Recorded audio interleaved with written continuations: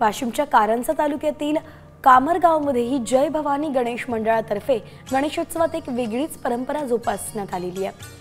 पर्यावरणपूरक बाप्पा साकारून सामाजिक हित जोपासला गेलाय। यंदा या मंडळानं सुपारी बसून गणपती बाप्पाची 4 फूट उंचीची मूर्ती साकारली आहे। तर नेमका बाप्पा कसा साकारला, किती दिवस लागले आणि किती किलो सुपारी वापरण्यात आली आहे, या संदर्भात मंडळाचे सदस्य मूर्तिकार यांच्याशी बातचीत केली आहे। आमचे प्रतिनिधी वाशिमचे प्रतिनिधी मनोज जयस्वाल यांनी। गणरायाचं आगमन मोठ्या थाटामाटात झालं आहे। अनेक ठिकाणी पर्यावरणपूरक गणपतीची स्थापना सुद्धा झाली आहे। मी सध्या वाशिमच्या कारंजा तालुक्यातील कामरगाव इथं आहे। इथे आगळा वेगळा पर्यावरणपूरक गणेश मूर्तीची स्थापना केली आहे। या मूर्तीचं वैशिष्ट्य म्हणजे ही मूर्ती फक्त सुपारीपासून बनवण्यात आली आहे।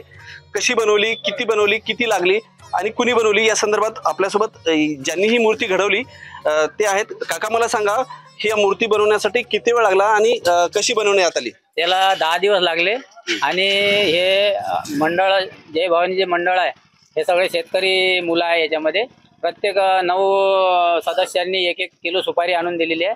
त्या सुपारीपासून मूर्ती निर्माण केली आहे। ही मूर्ती बनवायला 10 दिवस लागले, पूर्ण टोटल 10 दिवस लागले। एरवी आपण प्लास्टर ऑफ पॅरिसच्या मूर्त्या बनवतो, मात्र पर्यावरणपूरक कसं काय सुचलं? आमचा उद्देश आता 5 वर्षापासून आम्ही पर्यावरणपूरकच मूर्ती बनवत आहोत आणि आमचा उद्देश हाच आहे की बाबा प्रत्येक व्यक्तीने पर्यावरणाचं रक्षण करावं अशा हिशोबाने आम्ही ती मूर्ती बनवतो। मनोज जयस्वाल, साम टीव्ही न्यूज, कामरगाव, वाशिम।